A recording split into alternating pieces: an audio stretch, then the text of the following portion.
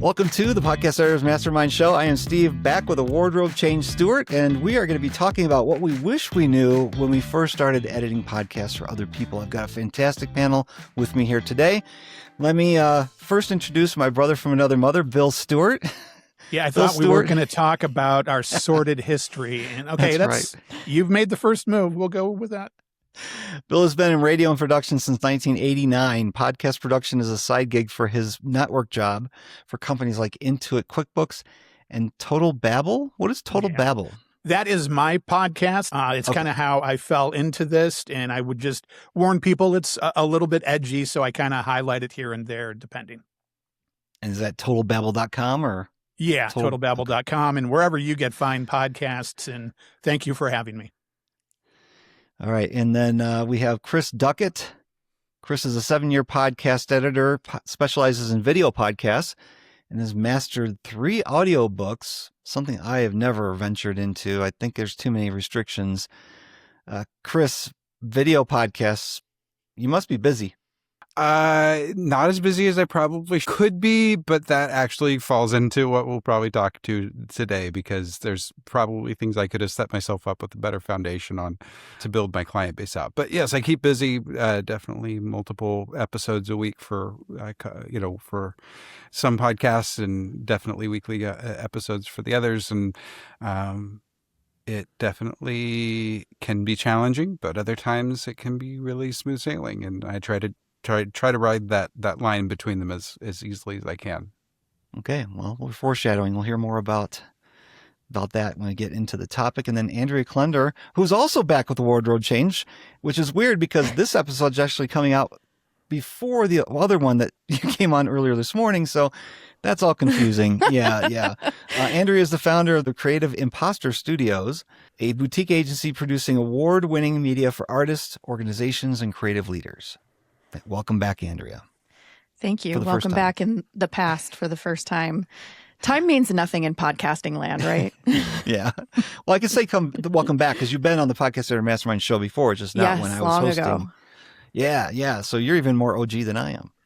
There we go. Well, I appreciate y'all being here. We're going to talk about what we wish we did differently when we started editing for money. Now, I started in 2016. Chris, when did you start editing podcasts for other people? And was it video or is it just audio back then?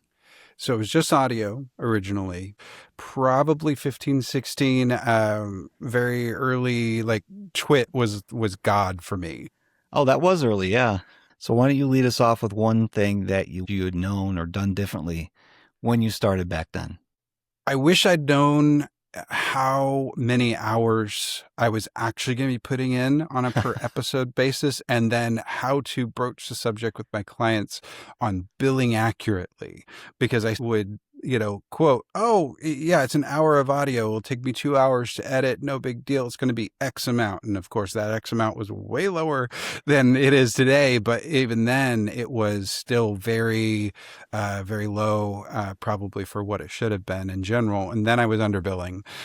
So really trying to learn how to manage, that. And tied to that was knowing and understanding, okay, what do you actually want from your finished product?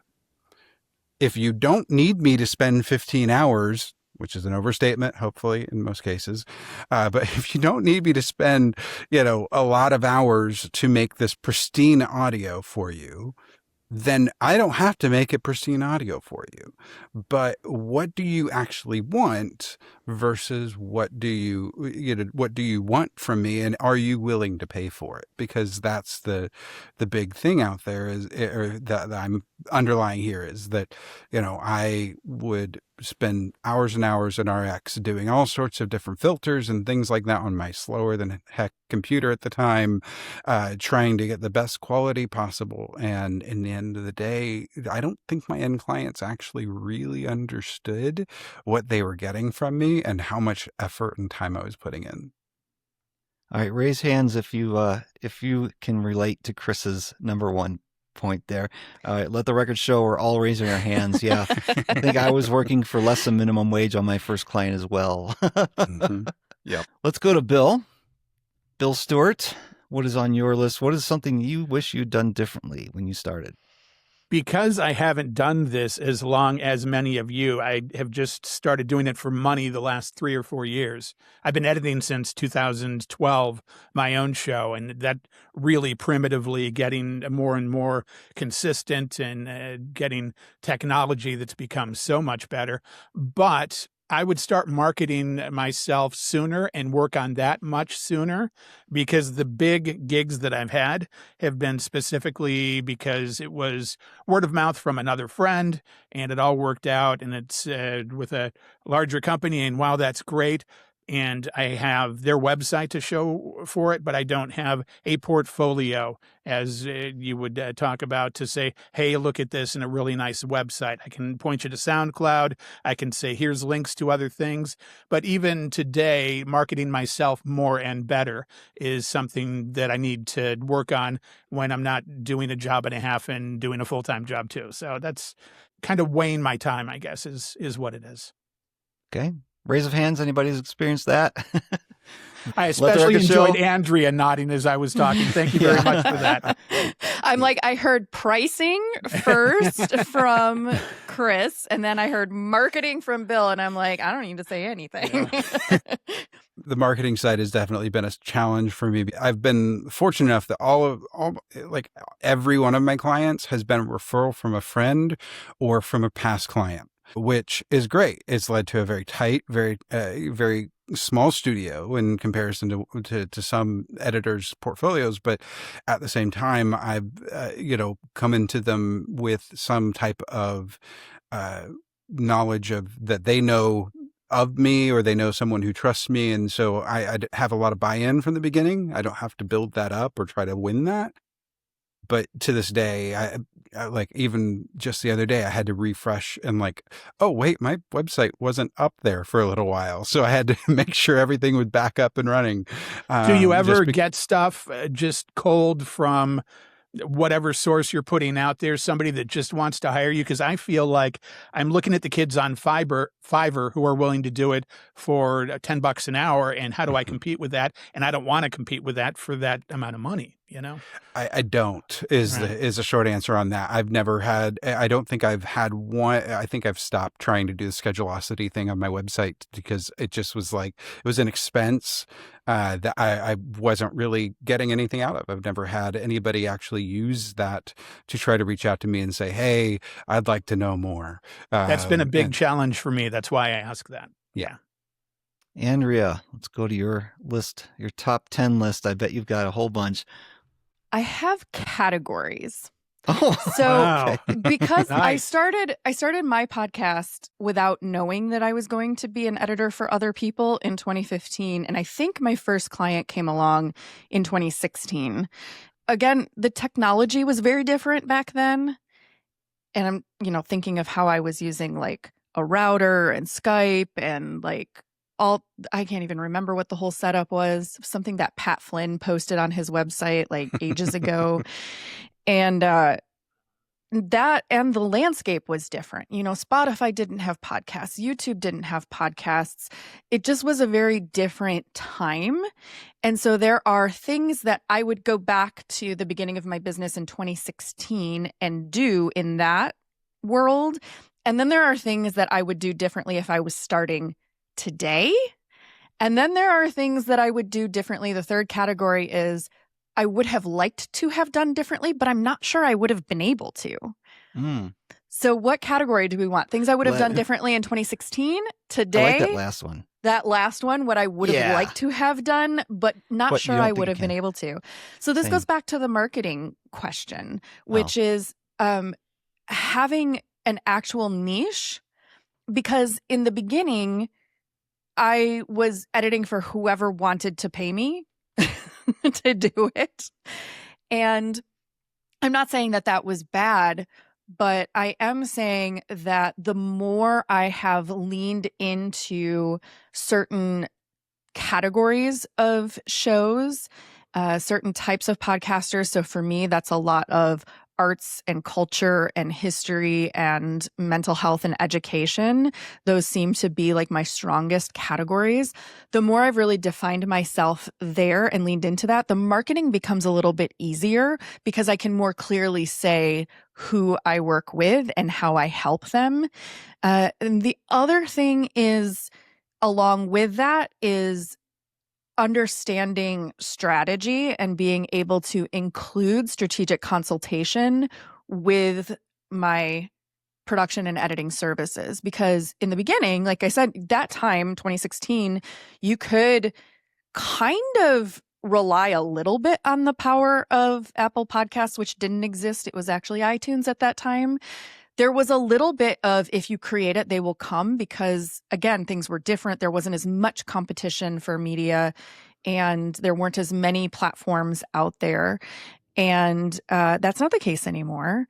And so in the beginning, I was just helping people to sound better, helping them to launch their show by just like telling them the step-by-steps of how to do it. But we weren't having conversations about, well, what is it that your podcast is designed to do? Who is your listener? What do you want your listener to do as a result? And video wasn't even, I mean, it was a thing, it existed, but it wasn't like, nobody was asking me to edit their video podcast. So I think having those strategic conversations and then knowing who I best serve and how I specifically serve people in that niche, I would have liked to have been more intentional about that at the beginning, but I don't know if I could have been. Like, I feel like I sort of needed to discover that in a way through trial and error. Have you ever had a strategic conversation with somebody and you know in your heart that they're going a bad direction and felt the need to tell them that or advise them on that? Because I recently did, and that came to mind as you were talking about that.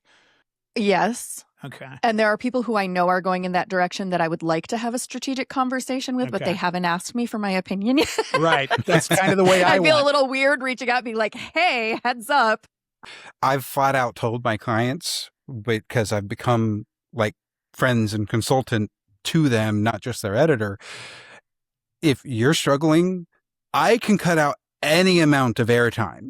Don't hum and haw. Don't take your time, formulate your thought, then reply. If you have a client or if you have a guest that's doing the same thing, they're just blathering on and you know it's not going to sound very good, go ahead and feel free to stop them for a moment. Hey, my editor's really good. If you need a minute, just take a minute. We'll cut out anything that we need to. That type of thing gave them the reassurance. And now, even with my client that does a solo, I don't even really have to listen all the way through. I just watch for those gaps or those times whenever he says, tells me in advance, hey, I had to reset at this point, that type of thing, and be able just to make sure that it sounds good, make sure it looks good, and put it out there. I don't really have to really listen all the way through, even though they're fairly short form. I don't have to do everything. But that ties into your first thing about the niche. My niche is natural, flowing conversation that isn't hyper edited. I love true crime, listening to true crime or that style of podcasting, because it's very informative, very intriguing. It builds on itself and it's all very well researched and all of that type of stuff. Same thing with radio style drama, where it's been, built up and put together. I don't have anywhere close to the time or patience, though, to edit that type of content. I'm just not going to do it. Do you feel like you're ever competing with somebody that does lots of jump cuts and the 18-year-old kids that have 20 million followers? Do you ever feel that? Not with the podcast that I'm working on. Okay. Cool. In this case, just because that's not the thing. But the other part of the niche that I found was not just the style, but also the topics. I did some podcasts that were about legal stuff. I tried my hand at financial, and I found that I just dragged my feet approaching those podcast edits, because every single time I did, I was just dreading listening to the conversation because I wasn't interested in it. But the podcasts that I have found that I'm very interested in are personal development, are human, human optimization, health, wellness, specifically with a tilt towards men's health or wellness, just because that's a personal interest of my own. But like that, knowing what I like to listen to and what I like to edit has helped me go to a prospective client conversation. And whenever they explain what they want to do in their conversation, I'm going, we can give this a go, but I might be finding you somebody else because it's going to be a better fit. That's great that you can be in that place. That's great. Yeah. It's a completely part-time gig, so I can choose to fire whatever client I want, luckily. At least, in theory. So yeah, that's my add-in on that. That, knowing my niche, knowing what I'm good at, what I don't approach with dread goes a long way as an editor. And I think it also makes you a better editor and helps with that competition thing, right? So I have a quick anecdote, which is that we had one client that I had been working with for multiple years. They're in the mental health therapeutic space, and it's an interview style show. It's not like, some of the shows that I work on are more narrative, where we're pulling from, 100 hours of tape to create a 4-episode series or something like that, and scripting and recording voiceover and adding sound effects and adding, I love that kind of stuff when there's a budget to actually take the time that is required to do that. It's like I will have Post-it notes spread all over my wall and be moving things around. I love that. This is just a straight up interview show, episodic. However, their brand, they have some specific points of view in the industry that they disagree with, and they have a specific, messaging infrastructure, a specific brand that they want to make sure that they're staying true to. And so I know what the flags are for them because I've been working with them for a long time. Well, long story short, they ended their contract with me and went with another service provider for reasons I won't get into. It was nothing that we did. It was just that somebody promised them the world at a lower price point. And less than 6 months later, I got an email. Hey, Andrea, what would it look like if we were to rehire you to work on our show? And part of it was because this other company wasn't in the business of, it's just not their business model. It's not like they were doing anything wrong. It just wasn't their business model to be listening critically to the content and knowing to flag things and automatically remove things that weren't going to be consistent with the organization's brand messaging. That just wasn't what they do. And so it was the client not understanding the difference in the type of service that was being provided until they didn't have what they had been used to. Mm-hmm. And they're like, wait, not all editors automatically do that and do it well. No, they don't. And so that was, them learning the hard way what my point of differentiation was. And so they've come back and they're so we're so happy. We're so relieved. Thank you so much. We're so happy to be back. And it's wonderful you could hear their tone in the email as well. So that's always nice. Oh, nice to see you again. Yes. It's very funny when you hear, hey, it's been a while. I'm like, not that long, less than 6 months. Well, my addition to this conversation kind of piggybacks on that. For me, it's more about when to say no to things I don't want to do or I know I shouldn't do. And I'll just give the example from my first client. I was not looking to be a podcast editor. I was in this community and I was just encouraging people to start podcasts. I was a podcaster myself. A couple of well-known bloggers got together, wanted to start a show. They've been talking forever. They're like, hey, Steve likes to help people, understand this thing. We'll give them a call. By the end, they're like, Steve, we just want to hit record. The rest of this is difficult. Can you do the editing? I'm like, sure, I know how to do it. I can do it for you. Got to charge you for it. Absolutely, Steve. But they also wanted show notes. And I was not good at show notes, which is sad when the community I was in was formed by financial bloggers writing content. And I was just not good. And after about 3 months, they're like, Steve, we're going to do the show notes part ourselves. And that just kind of stung and hurt. But it was probably a good lesson. Like, Andrea, you're saying stuff that maybe we needed to go through, and it really became part of who I am. How about you guys? Do you ever have a problem saying no? I mean, we're all hungry for the next gig, right? I think I've only ever fired one client. And this is a thing that I learned that I would have liked to have done from the beginning, but would not maybe have necessarily known, was to, when I enter into a new contract with a new client, We have a term, which is the agreement is for 1 year. It's self-renewing. If everything is great, it just keeps going. We never renegotiate the contract. This is for shows that are evergreen, like, that are episodic and interview based. My shows that are more narrative and seasonal, those have a new contract each season, but depending on the scope. But for my retainer clients, there's a contract. It's 1 year. It's self-renewing. I reserve the right to change my rates once a year. And always give a discussion up front, several months in advance. Hey, by the way, my 2027 rates are going to be this, or I'm offering this new package, which you are eligible for, which would be this. But also within that 1 year term, I don't want to be stuck with someone who is a horrible client or with someone who I have severely underpriced for a year, if that becomes obvious to me sooner on. And I don't want someone who hires me to be stuck with me for a year if I'm not the right fit for them, because it's going to be painful for both of us. And so I put a trial period at the front of that contract. And that trial period is, if, give us this many episodes. So depending on what frequency they're publishing, sometimes I'll say 3 months, or sometimes I'll say 6 episodes.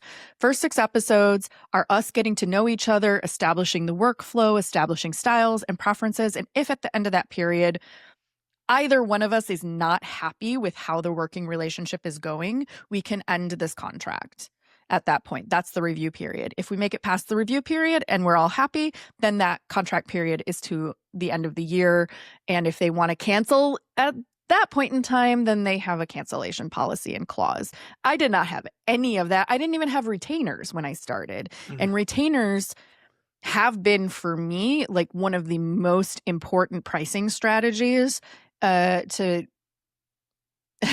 create more stability and peace of mind for both me and for my clients, and also motivates them to be more consistent with sending clients, because they know they're paying me up front for the work ahead in the month. So if they don't send me episodes, they're paying for nothing because they still need to pay me. So it keeps us all accountable. Yeah, I think for me, I've had to say no at times to people, but it was kind of like with Andrea's, well, let's give a shot. Let's see how this goes.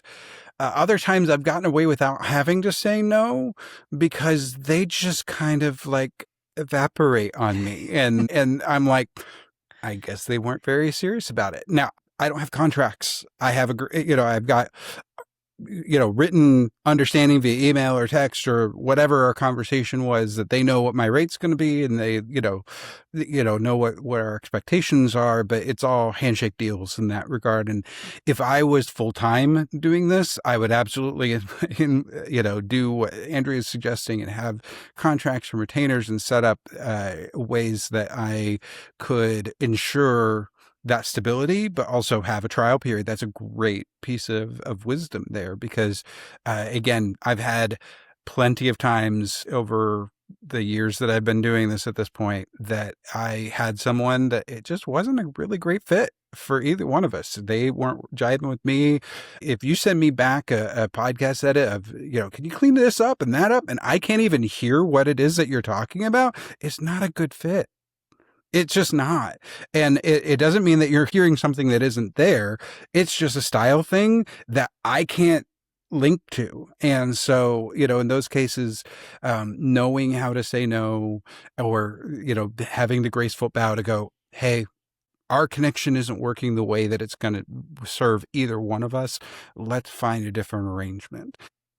Chris, you got other things on your list? What is something that you wish you'd known differently or done differently when you started editing for other people? Yeah, done differently is probably what this would fall under. For me, having, even if they weren't in the podcast space, but a one-on-one mentor that could help me on the business management side of things. I have the entrepreneurial spirit, but I am not an accountant. I've never been a manager of a business that had to do the books or any of that type of stuff.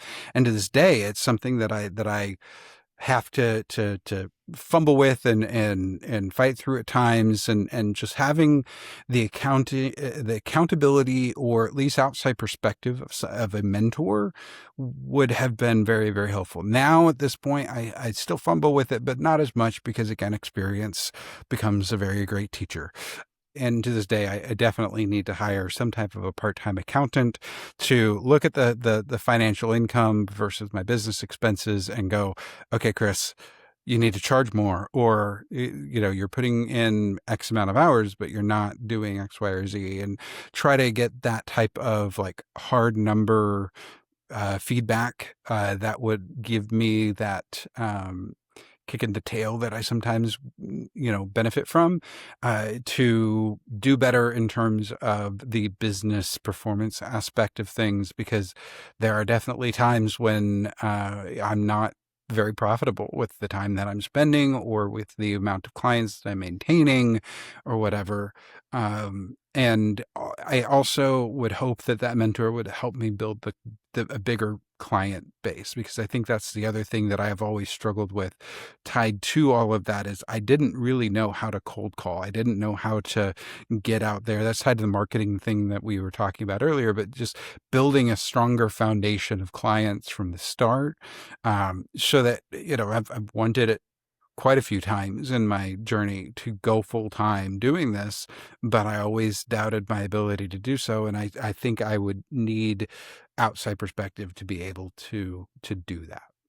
I think that's a really good point, Chris, because with the business side of things, before I stumbled into podcast editing, I had a business in a totally different industry prior to that I had to close after 5 years because, the Dunning-Kruger effect, where when you're new at something and incompetent, you have an overabundance of confidence that you know what you're doing.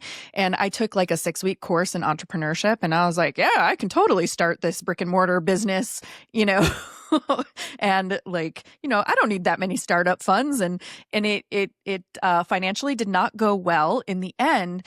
And I had to close that business and start again. And so I had the benefit of hindsight of what had gone wrong in that first business that I could learn from in terms of how I was going to structure things going forward. And I think one of the things that I learned, and I don't know, Steve, what the personal finance community feels about the profit first model from Mike Michalowicz. I think that's how you say his last name. I know I can never spell it. Nope, that's correct.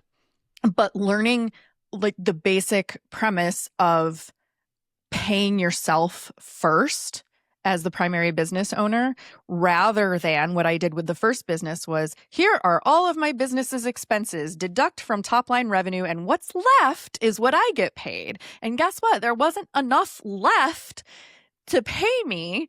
And so I racked up a ton of credit card debt trying to wait for profitability. So this, like, again, Mike Michalowicz is not my mentor. I just bought and read his book. That's it. That's all the money he got from me. However, his system, and I don't follow the percentages that he lays out to a T anymore. But in the beginning, I set it up with these percentages that he recommended of like whatever, your revenue, this percentage goes to you, top line. This percentage should go to operating costs. This percentage should be held aside for tax. As an entrepreneur, as a self-employed person, and this portion should go for profit for the business. And so having those things laid out, I had a better idea of what I needed to charge, because otherwise I would be underpricing things. And I still underpriced things, which again, that's one of those growing pains that I think you just have to go through in the beginning when you're learning. And as your skill set improves and your track record improves, you can increase your prices along the way. But I would have way undercharged if I didn't have those percentages built in. So even having that mentoring from an online personality, an author, and I don't even remember who turned me on to that. Probably a podcast. I probably heard about it on a podcast. Let's be honest. Entrepreneurial grad school is listening to podcasts, right? It's your podcast MBA. But that totally helped me to start in a more realistic place and structure things in a way that was more sustainable over time. And it still took me time to make this my full-time gig. And I still have lean moments where I'm like, ooh, I can't pay myself that percentage. Like I need to not take a paycheck this month. And, there's still these ebbs and flows that come with self-employment and business ownership. But just having that structure in place for myself has made this, this business has already existed twice as long as that last business. So having that frame of reference of like treating it like a business from the beginning and knowing how to set up those infrastructures, I think is really important. A couple things I need to add into that. You probably heard it from Carol Rivera on the Podcast Editors Mastermind show way back in the day. They talked about profit first. I'm all into profit first. I could talk about it for hours. I've got a course on the side, the Podcast Editor Academy, that kind of lays it out and gives everybody, I give them a template that they can start with. Now, you said that Mike Michalowicz tells you what those percentages are, but I don't want the people who are unfamiliar with it to misunderstand.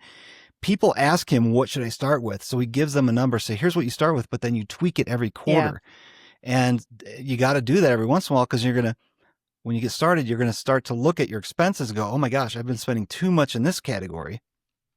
You make some decisions, then you lower the expenses, which means you can bring more money home, and you just tweak those percentages for each of those, what I call buckets, over time till you get to the point where you're putting money aside for profit, a good chunk of money, and you're still paying yourself a good wage.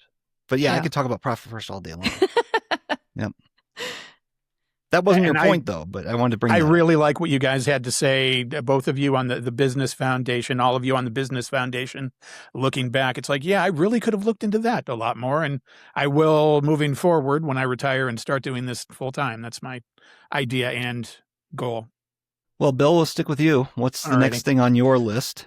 My next one is kind of two, and it's very logistical, and I kind of point this towards people maybe doing this brand new for the first time. Spend way less money on plugins. I still have problems with this. I spend so much, and I just bought Soothe 2 for $200 because it's going to do these great things, and then Soothe 3 comes out, and that's only $55 more, and if it can do it a little bit better or more efficiently, I'm fished in and buy it immediately, and I absolutely do it every time, and I tell myself I'm not going to do it. And even just the basics that come with your DAW are probably good enough, or at the very least good enough to start for a good long time. I would say live with that for a while. And if you're going to spend money, buy better, flat, efficient monitors that are going to truly paint the picture of what is going on with the audio as you edit. I feel like that's more important because things are unbalanced and you can get fooled with really harsh treble and too much bass. And depending on what they want, you have to try to judge and edit and EQ for that. And again, that's very cut and dry. Do these things technically, but that was something else I thought of. Yeah, great stereo monitors, and having two monitors, screen monitors. Yes. At least two. Yes. Mandatory. Chris, what were you going to say? I was going to say the plugin thing is such a trap. And where we're at today, just out of full transparency, because my clients don't have a large budget to be able to pay me, time to put into all of the, knit and grit and using my RX10 and all of this stuff, I stopped buying RX. I still subscribe to Waves because I love Vocal Writer and I love WLM Plus Meter. So I just have the subscription. So I have everything, but Links in the show notes. Two that, yeah. And then if you're editing in Final Cut, which, I edit in Final Cut, the vocal isolation, the vocal option that you can put on an audio track is absolutely fantastic. Mm. And I'm going, why did this not exist, 8-10 years ago, whenever I was starting with all of this? Why didn't this exist in the past? And so having those simple tools that are completely built in can absolutely be enough. And then before it even gets into my final editor, I'm doing my cutting in Riverside now, because all of my captures are in Riverside. It's just easier for me to do the cut there, and then I do its magic audio. So even if someone is sitting 10 feet away from their microphone, I can somehow make them sound right like this. And, it's this crazy, AI thing. that I'm not completely all about, but if I've got crap audio because it just doesn't sound very good, me adding a little bit of, I usually only do about 50% mix. But if I add that, AI assisted audio in there to clean that up a little bit, it really does make a huge difference in the end result. And it's built into the tool that I'm already paying for. I don't really have to do a lot of extra. And same thing with visual plugins. They're, for the most part, they're completely unnecessary unless you're dealing with a really high-end camera that, needs a specific LUT or something like that. But most of us are using remote recording, and I'm using the webcam from my LG monitor right now, and things like that. And so you don't need fancy video plugins to to white balance everything, or whatever the thing is. And speaking from my other professional experience, which I won't go in depth in, there's a lot of people that get caught in that trap.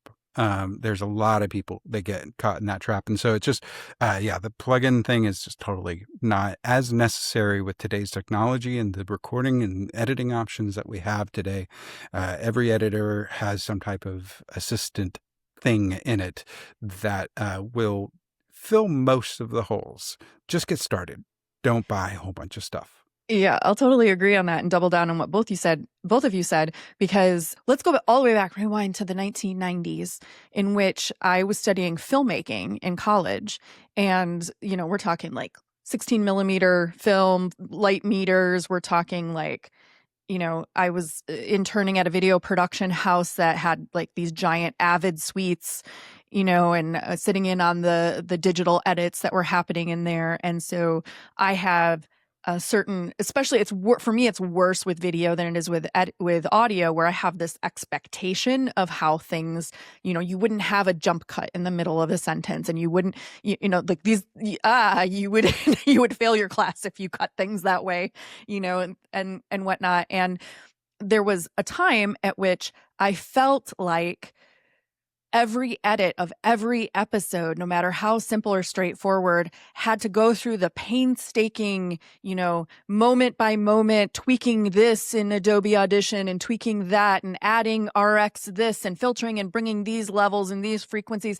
And that if you used a tool like, let's say, Auphonic, which is one of my favorite shortcuts, I adore the team at Auphonic, that I was somehow cheating if I used that on a client's episode, or that I was somehow less of an editor if I was using automations. But man, how much time and budget you can save, especially on a show that's fairly straightforward, especially if you have a client that you've coached to at least have reasonably good audio consistently for themselves, if not for their guests, and you kind of know what to expect, and you just need to do some noise removal and some normalization and, some things like that. And it's like, why would you take the time, to have to manually tweak it? I always think something edited, or not edited, but something mixed and mastered by a human is always going to be superior if that person really knows what they're doing. But is it, what's the trade-off? Is it worth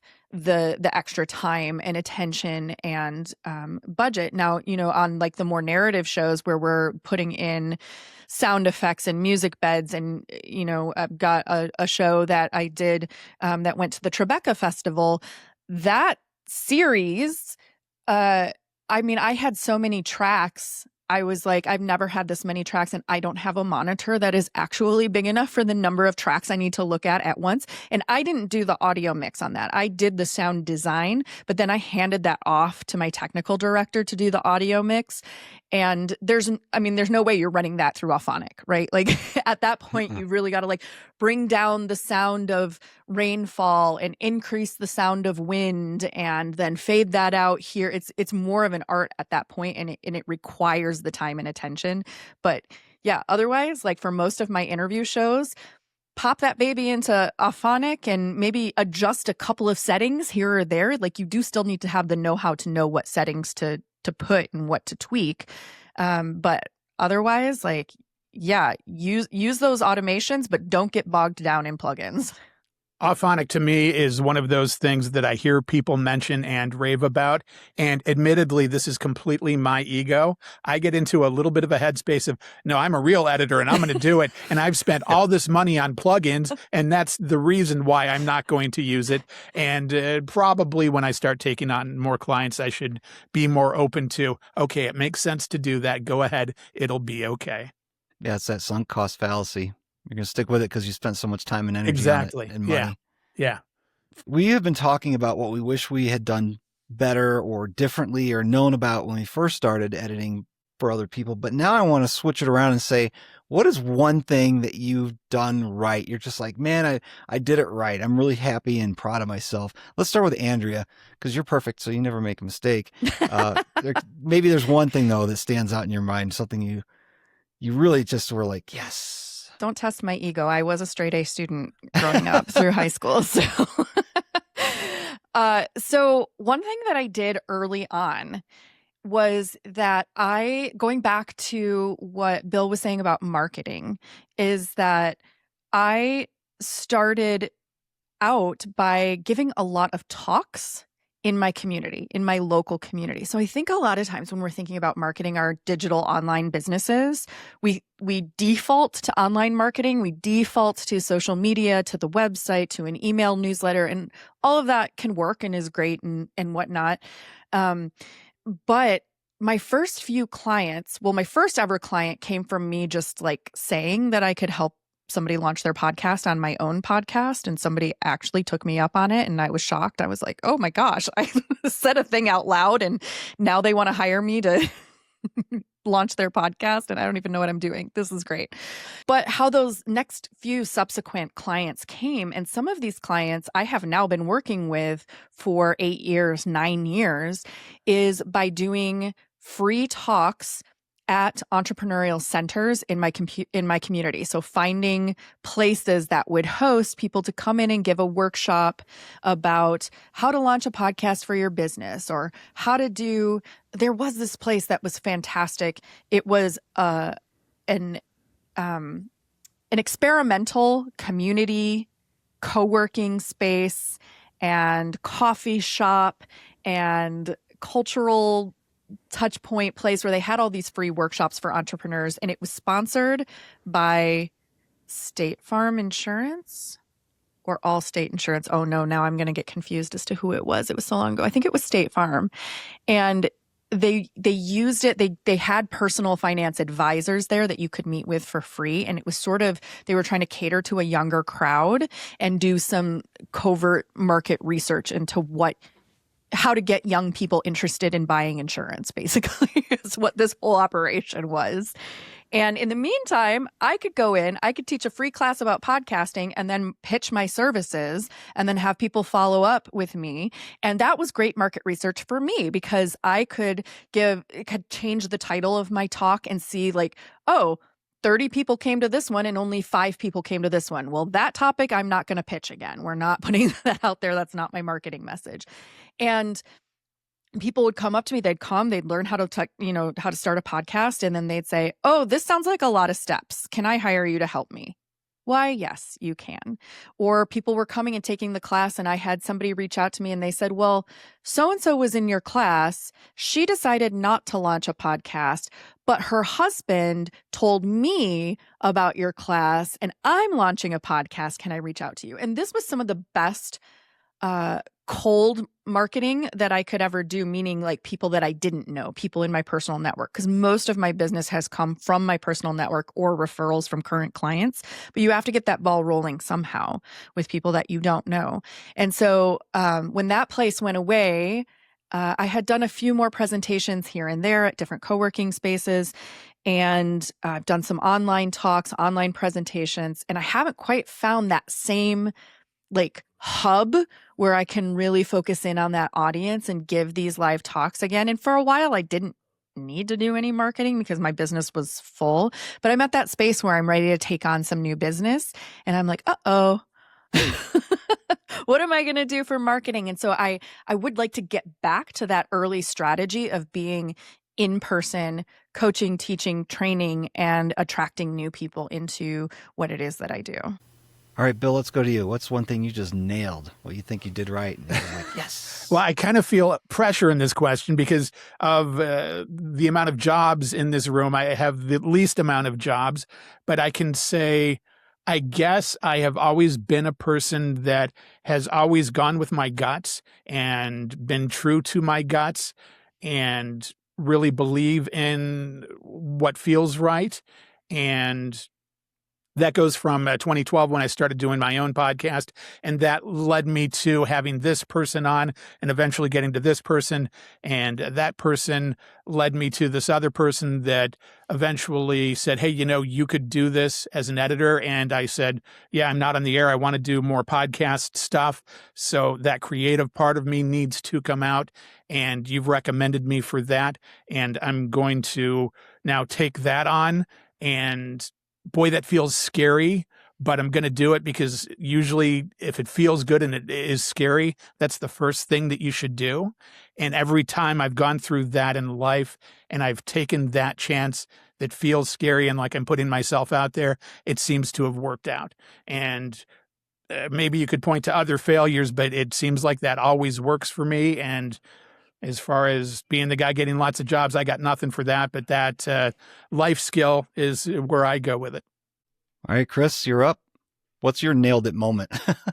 I think for me, it's that I just got started.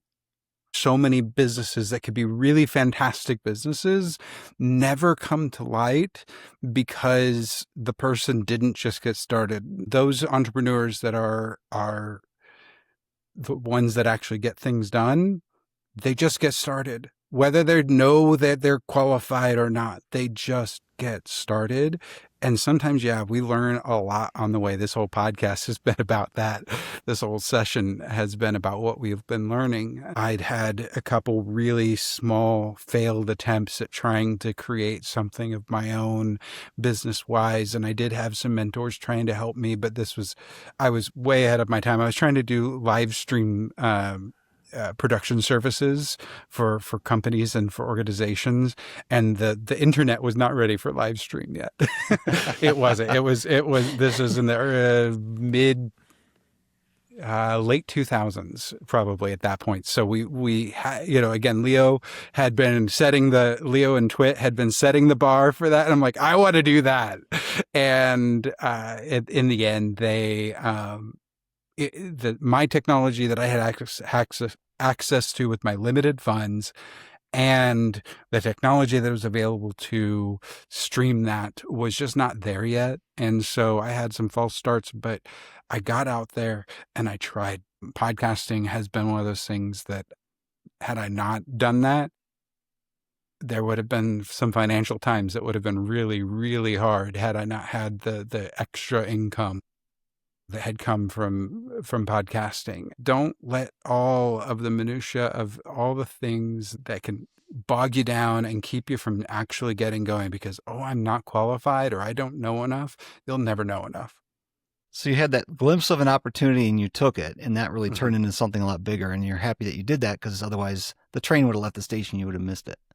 Absolutely. Yeah. So if somebody else would have gotten that, I wouldn't have had. And again, I had 3 clients directly come from people that were connected with the podcast that I was editing. And that first thing where I was, volunteering my services for 6 months.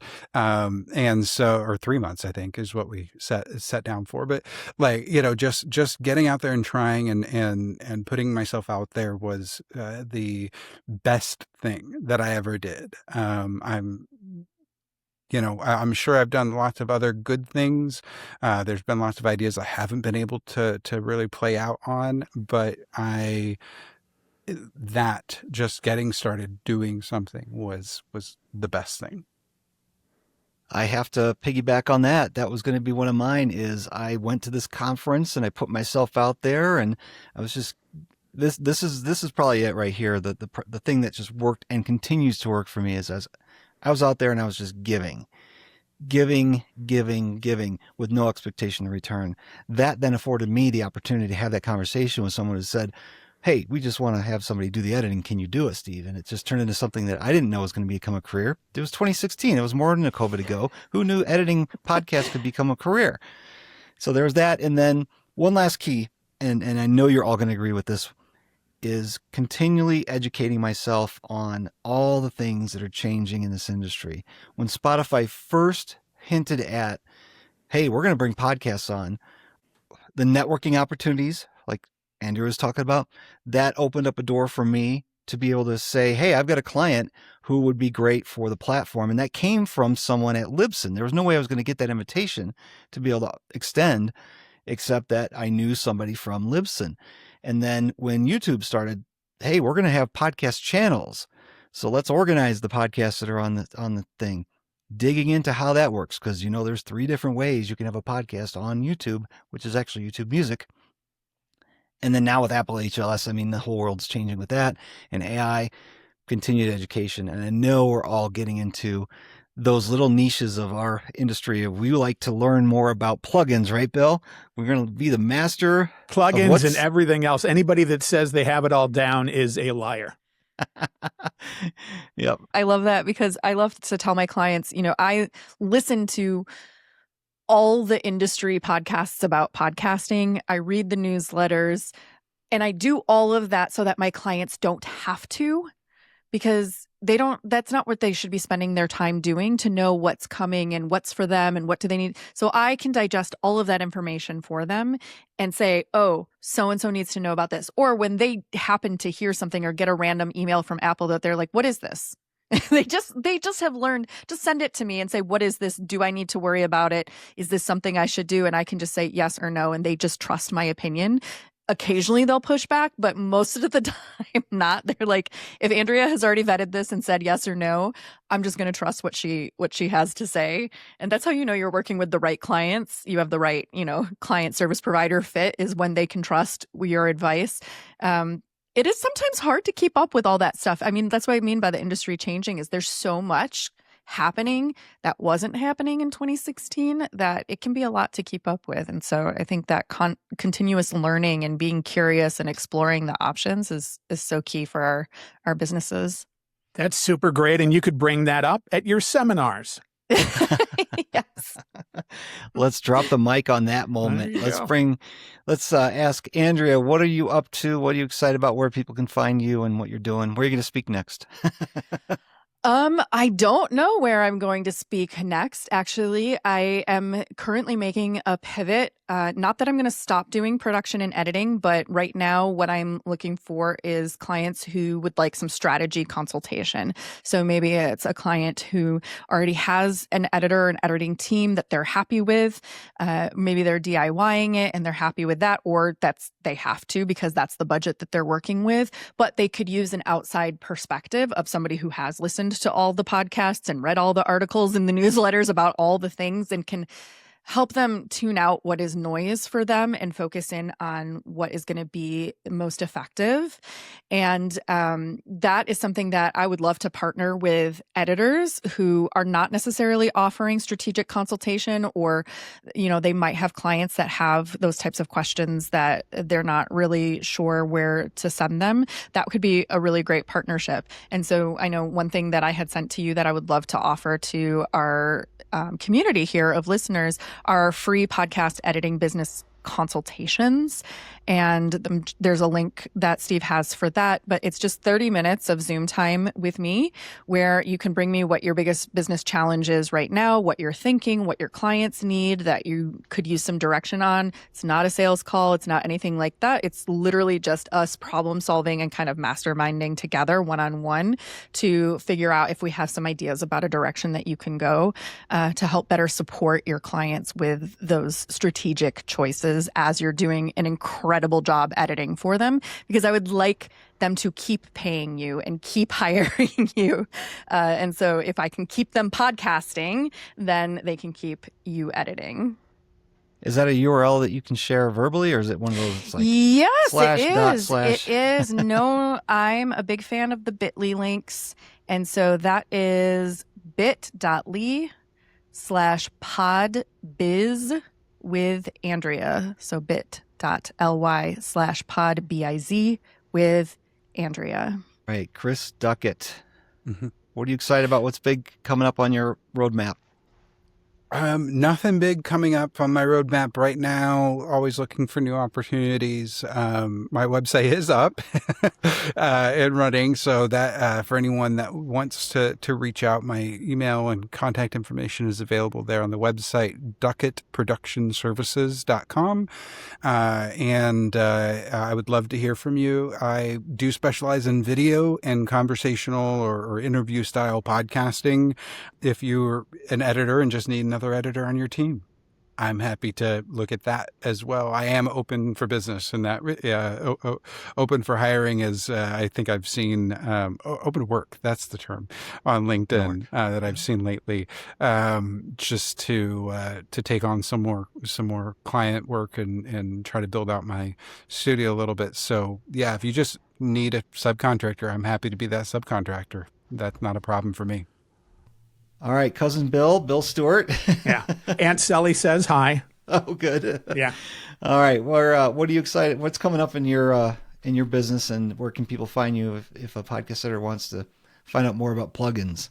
Well, my answer is what Chris said. I'm looking to take more people on, and I have a full-time job that I do during the day with a network, and I enjoy that, but I would sure like to get a few more people, at least a few more that I can handle and get more experience. And I feel like I do very good things, creative stuff. I think my stuff sounds good. The podcast I do is Total Babble. That's totalbabble.com.